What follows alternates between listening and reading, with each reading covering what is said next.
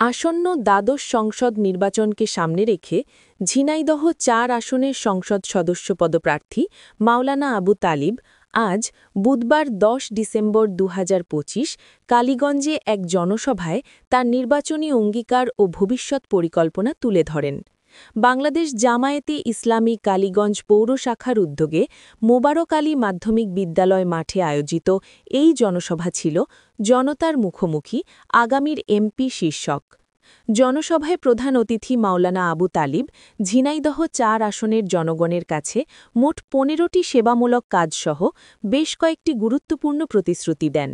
তিনি বলেন, নির্বাচিত হলে কালীগঞ্জ উপজেলা হাসপাতালকে আধুনিক সুযোগ সুবিধায় উন্নীত করে দরিদ্র ধনী নির্বিশেষে সকলের জন্য স্বাস্থ্যসেবা সহজলভ্য করবেন। পাশাপাশি শিশু হাসপাতালের কার্যক্রম জোরদার করারও অঙ্গীকার করেন। বেকারত্ব দূরীকরণকে অন্যতম প্রধান চ্যালেঞ্জ হিসেবে উল্লেখ করে তিনি অঙ্গীকার করেন যে দেশি বিদেশি বিনিয়োগ আকর্ষণ করে নতুন শিল্প কারখানা স্থাপন করা হবে। এর মাধ্যমে শিক্ষিত বেকার যুবক এবং শ্রমজীবী জনগণের জন্য স্থানীয় পর্যায়ে কর্মসংস্থান সৃষ্টি করা সম্ভব হবে। অন্যান্য গুরুত্বপূর্ণ প্রতিশ্রুতির মধ্যে ছিল মোবারকগঞ্জ সুগার মিল সংস্কার ও এর চিকিৎসা ব্যবস্থার উন্নয়ন। এছাড়াও তিনি চিত্রা নদীর উন্নয়ন ও জলাবদ্ধতা নিরসন, ফুল ও ফলের কৃষি উন্নয়ন, ব্যবসাবান্ধব পরিবেশ সৃষ্টি, নারীর ক্ষমতায়ন এবং ভাতা প্রদানে ঘুষমুক্ত ব্যবস্থা নিশ্চিত করার অঙ্গীকার করেন।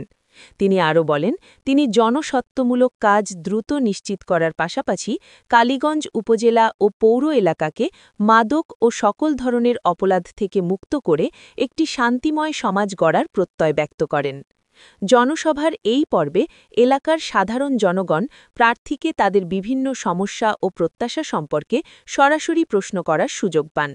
জনগণ নানা বিষয়ে তাদের জিজ্ঞাসা তুলে ধরেন, যার প্রত্যেকটিরই মাওলানা আবু তালিব সুন্দরভাবে জবাব দেন এবং তাদের সন্তুষ্ট করেন।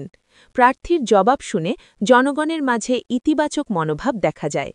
বক্তৃতার শেষে মাওলানা আবু তালিব প্রাকৃতিক দুর্যোগে ক্ষতিগ্রস্ত কৃষক ও শ্রমিকের পাশে দাঁড়ানো, ঋণ মওকুফ ও তাদের ন্যায্য পাওনা নিশ্চিত করার আশ্বাস দেন।